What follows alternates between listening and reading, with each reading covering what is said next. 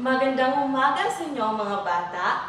Ako nga pala si Binibining Rachel Ann, o maaari niyo rin akong tawagin bilang Binibining Ann. Bago ko simulan ng ating klase, nais ko munang manalangin tayo. Sino ang nais na mamuno sa ating panalangin? Wala. Sige, ganito na lang. Tatawag na lang ako kung sino ang mamumuno sa ating panalangin. Aison, sa ngalan naman ng Anak ng Diyos, Espiritu Santo.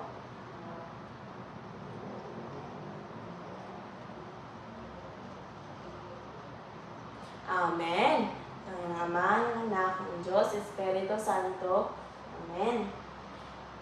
Ngayon, meron akong inihanda na ehersisyo upang mas maging masigla at aktibo kayo sa aking klase. Gusto nyo ba yon?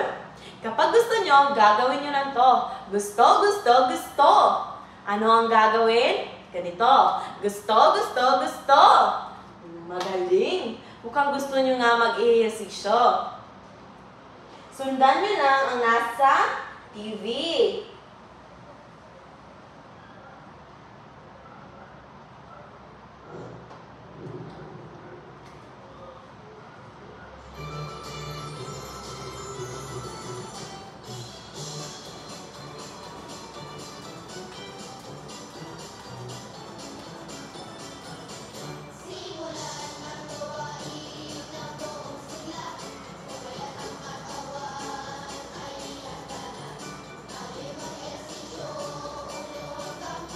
Gagawin nyo, sundan nyo.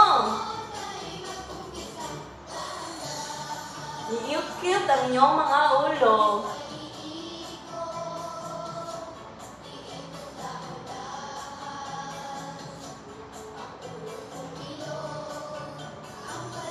Ang iyong balikat naman.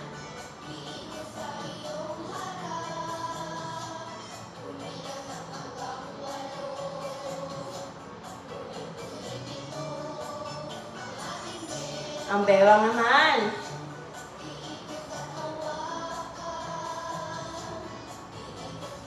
Magaling. Mukhang handa na kayo sa ating tatalakayin. Maaari na kayong umupo. Subalit, pakiayos muna ang iyong mga upuan at tignan kung mayroong mga basura sa ilalim at pakitapon sa tamang lalagyan. Tapos na ba? Maaari na kayong umupo. Sino dito ang sekretary? Misa, maaari ko bang malaman kung sino ang liban sa ating klase ngayon? Wala? Magaling. So, walang liban sa ating klase ngayon.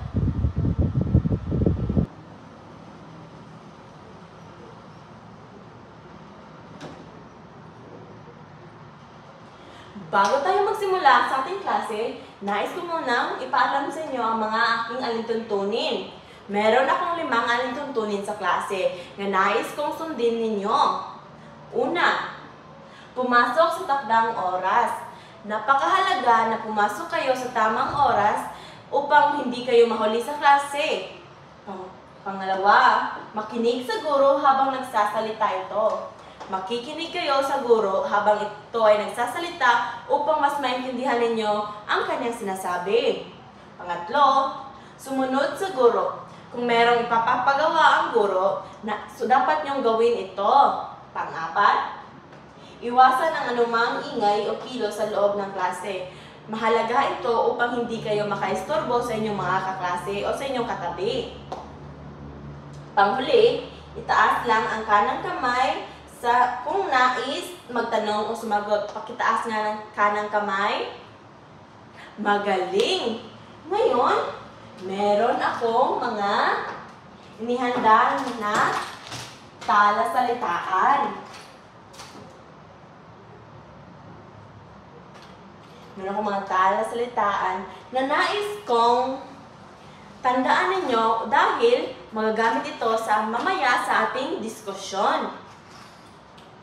Babasahin ko una, tapos kayo naman ang babasa. Nakuha nyo ba? Una, madasalin. Ano nga ang basa nito? Madasalin. Ang madasalin ang laging nananalangin at may malalim na pananampalataya sa Diyos. Ilang pantig kaya ang madasalin? Magaling, 4. Meron akong halimbawa. Ang batang iyon ay madasalin at masanurin. Pangalawa,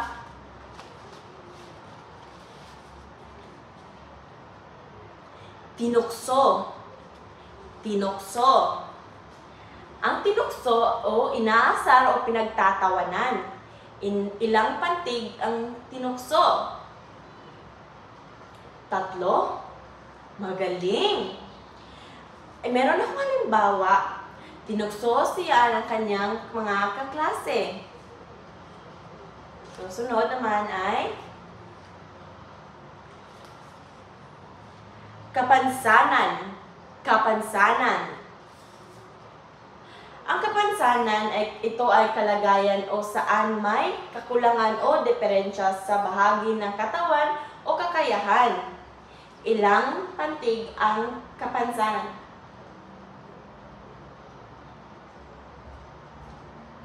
4. Magaling. Meron akong halimbawa. May kapansanan si Ana sa paa.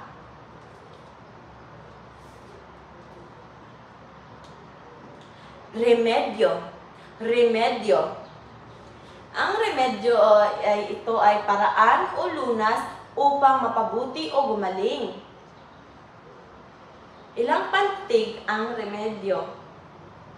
3. Magaling. Meron akong halimbawa dito. Walang remedyo sa sakit niya.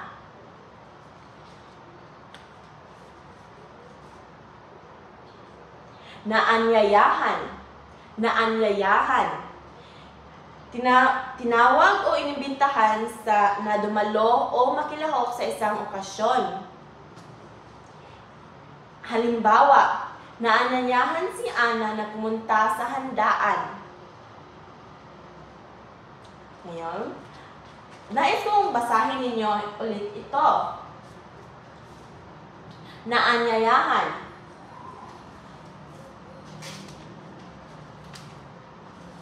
Remedyo.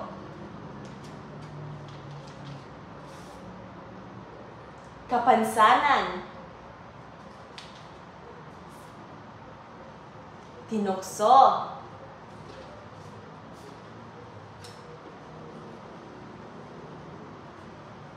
Madasalin. Magaling.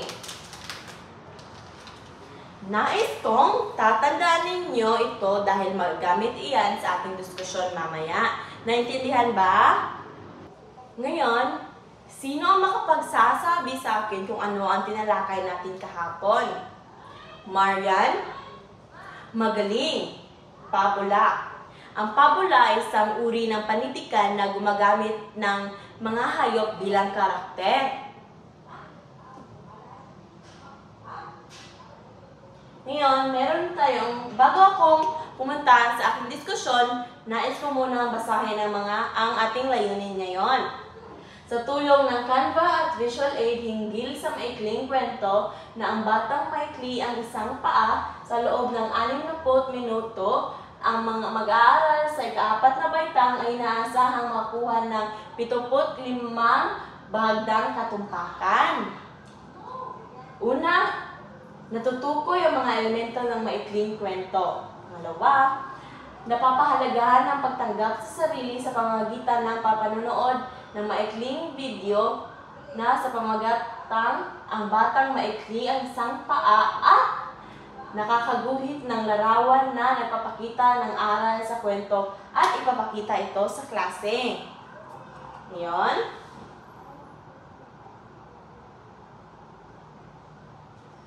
meron akong ipapagawa sa inyo.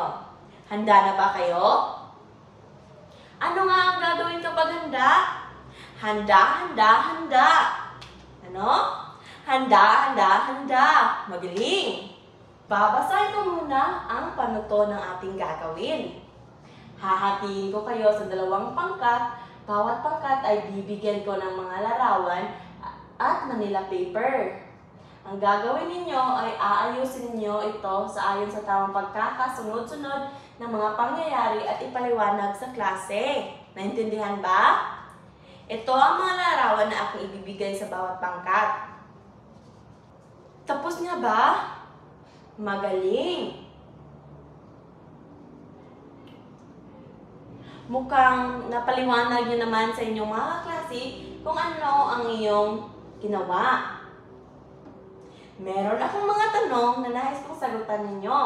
Una, ano ang napansin ninyo sa 2 larawan? Magaling! Pangalawa, ano ang pinapakita ng mga larawan sa tingin ninyo? Ano ang pinapakita ng mga larawan? Tama! Panghuli, sa tingin ninyo, ano ang paksa o aralin na sa araw na ito? Tama! Maikling kwento ang ating tatalakayin ngayon. Ang maikling kwento ayon kay Edgar Allan Poe, ang maikling kwento ay isang akdang panitikan, ang likha o ng guni-guni at bunghang isip na hango sa tunay na karanasan sa buhay. Ang maikling kwento ay isang maikling salaysay tungkol sa mahalagang pangyayari sa may isa o sa ilang tauhan. Ito ay may aral o mensahe na maiiwan sa magbabasa. So, ang maikling kwento ay ito ay merong aral na makukuha ninyo sa huli. Naintindihan ba?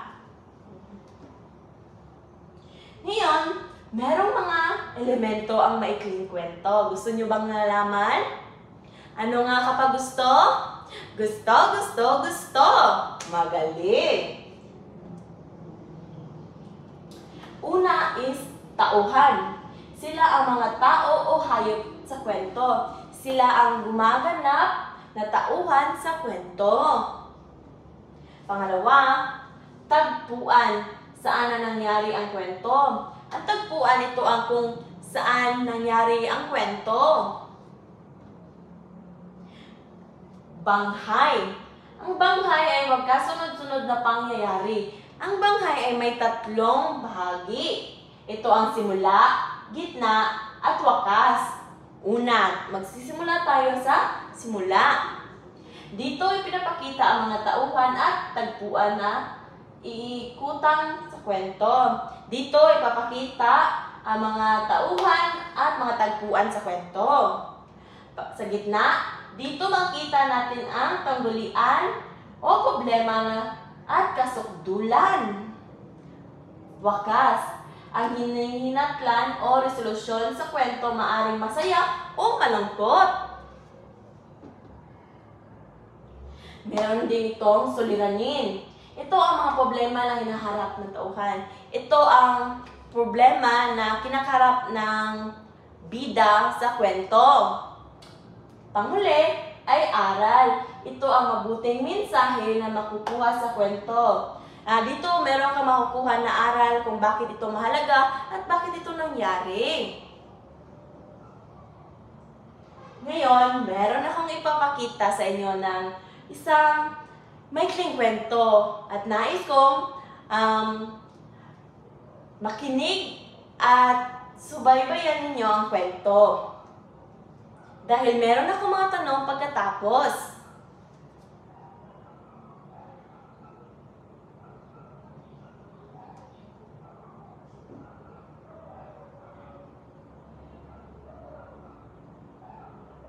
Narito.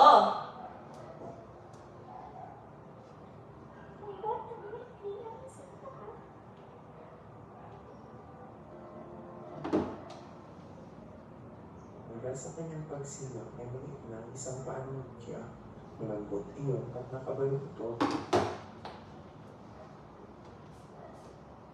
Siya ay lumaki-laki, pinasuri siya ng kanyang mga magulang sa mahusay ng mga doktor. Sabi ng doktor, wala na iyong remedyo. Habang buhay na lang magiging luto si Udya. Labis na nalungkot at naawa sa kanya ang mga magulang. Lumaki si Matya na laging tinutukso ng mga tanalo, lalo siyang naging tangkulan ng panunukso nang magsimula na siyang mag-aral. O kaya nga si Pilantod, tataanin niya tukso ng mga piling bata kay Matya. Sa kabila ng lahat, hindi natututog si Matya. Hindi siya umiiyak sa panunukso sa kanya. Lumaki siyang matapang at matatag. Pinakita siya ng kanyang ina na mag-asaling. Meron siyang malaking pananalig sa Diyos, kaya naman nagawa ng tanggapin ang kalagayan ng maluwag sa loob niya.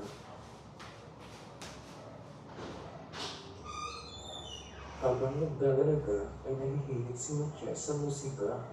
Nakakatugtog siya ng iba't ibang instrumento. Marami ang pumahanga sa taglay ng galing sa pagtugtog. Upang lalo pa siyang maging mahusay, pinag-aral siya ng kanyang ina ng pagtugtog ng piano. At natuklasan ni Matya na kulang man siya ng paa, sobra naman siya sa talino sa musika. Maraming mga guro sa musika ang pinahanga sa kanya. Lahat ay gusto siyang maging estudyante. Karaan lang ilang taon. Si Matya ay isa na siyang kilalang pianista. Nakarating na rin siya sa Espanya at Amerika upang tumugtog. Naanyayahan pa nga siya sa palasyo ng hari ng Espanya para tumugtog sa hari.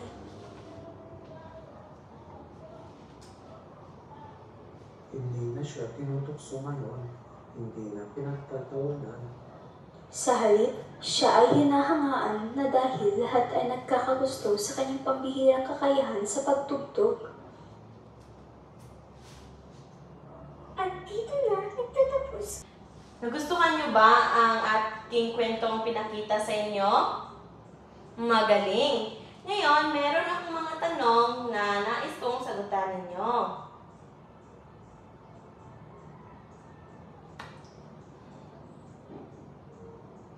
Ano ang aral na nakuha niyo sa kwento? Magaling! Ang pagtanggap sa sarili. Pangalawa, anong ugali ni Mutya ang dapat nating tularan at bakit? Ito ang pagkakaroon ng pasensya at pagkakaroon ng pagtanggap niya sa sarili kahit siya ay tinutukso sa kanyang mga kaklase. Ngayon, sa anong asignatura natin mahahantulan ito? Magaling sa ESP. Then, ano ang values na ating makukuha?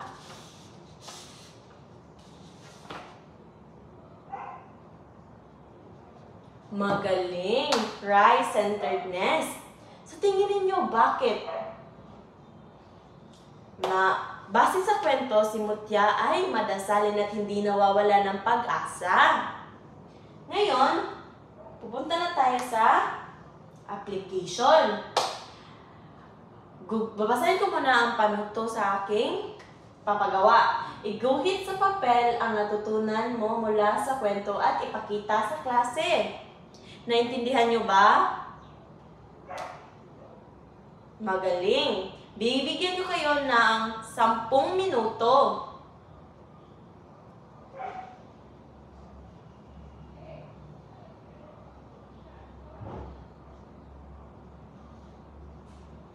Tapos na ba? Magaling! Tapos na! Ngayon, dadako na tayo sa meron akong mga tanong. Ano ang mga elemento ng maikling kwento? Magaling! Ano pa? Tama! Yang mga sagot ninyo ay ang mga elemento sa kwento. Ngayon, ano naman ang natutunan ninyo kay Mutya? Tama! Napakahusay. Natutunan nyo nga ang mga mahalagang bagay na dapat nyong matutunan.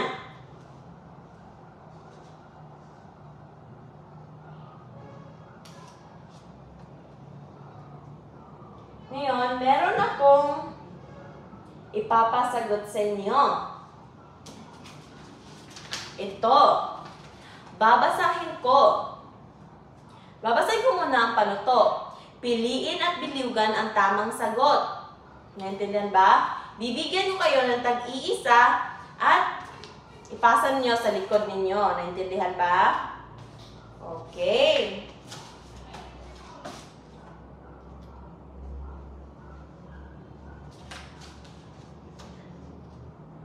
Tapos na ba?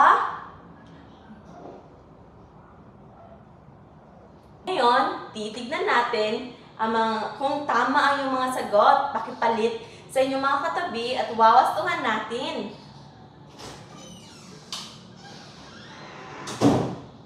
Magaling! Mukhang marami sa inyo nakakuha ng 10 puntos. Mukhang naintindihan nyo nga ang aking diskusyon ngayon sa araw na ito. Ngayon, babalikan natin ang ating mga layunin. Natukoy ba natin ang mga elemento sa maikling kwento? Tama, natukoy natin. Pangalawa, napapahalagahan ang pagtanggap sa sarili sa pamamagitan ng panonood ng maikling video na pinamagatang Ang Batang Maikli ang Isang Paa. Napahalagahan ba natin? Tama. Pangatlo, nakakaguhit ng mga larawan at ipakita ang aral sa kwento at ipakita ito sa klase? Tama. Nakaguhit nga tayo. Susunod naman ay mayroon tayong takdang aralin. Babasahin ko ang panuto. Gumawa ng isang maikling kwento at ibahagi ito sa klase sa susunod na pagkikita. Isulat ito sa assignment notebook. So, nais kong gumawa kayo ng isang maikling kwento at isusulat nyo ito sa ating assignment notebook at ibabahagi nyo ito sa susunod nating pagkikita. Bago tayo magtapos sa ating klase, meron muna akong ipapagawa sa inyo. Babasahin ko ang panuto. Punan ang KWL chart sa pamamagitan ng pagsulat sa inyong sagot sa bawat bahagi. K. Ito ang kung ano ang iyong nalalaman sa ating diskusyon. Pangalawa, kung ano ang gusto ninyong malaman. Panghuli, L. Kung ano ang gusto niyo pang malaman. Naintindihan ba? Isulat lamang ito sa kalahating papel. Tapos na ba? Magaling. Ngayon, pakipulot ang mga basura at pakiayos sa mga upuan dahil tayo ay mananalangin na. Misa, ikaw ang mamumuno para sa ating pagtatapos na panalangin. Sa ngalan ng Ama, ng Anak, ng Diyos, Espiritu Santo. Amen.